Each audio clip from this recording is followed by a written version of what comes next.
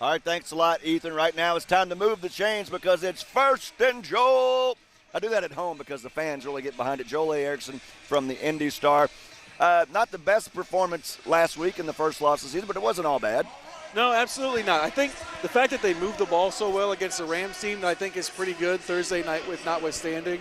They really should have won that game. And if you think about the A.D. Mitchell mistake, when they played Denver last year and Jonathan Taylor made his mistake, they went to pieces. This time, they still had a chance to win the game again late. I do think that is some sign of how this team has grown.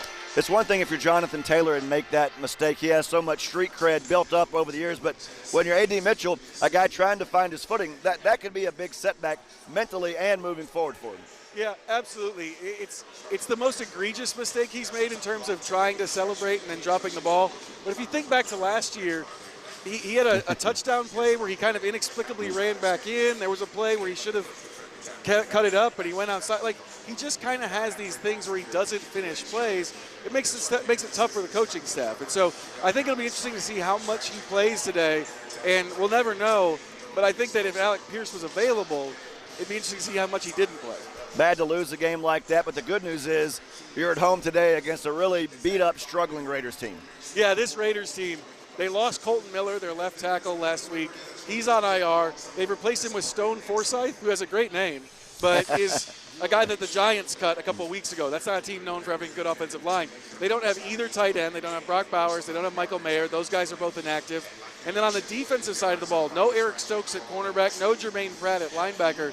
This is a Raiders team that's really, really beat up, especially in some spots where they kind of need to have those guys to be weapons, especially like tight end.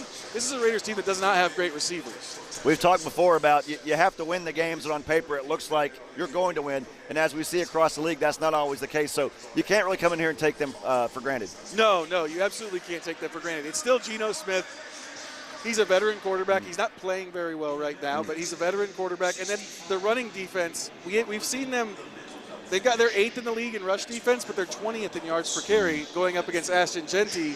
That's a way that you lose the game, and if you make mistakes like you made last week, turn the ball over, that's another way you lose a game like this. He had a big game last week, breaking out as a rookie.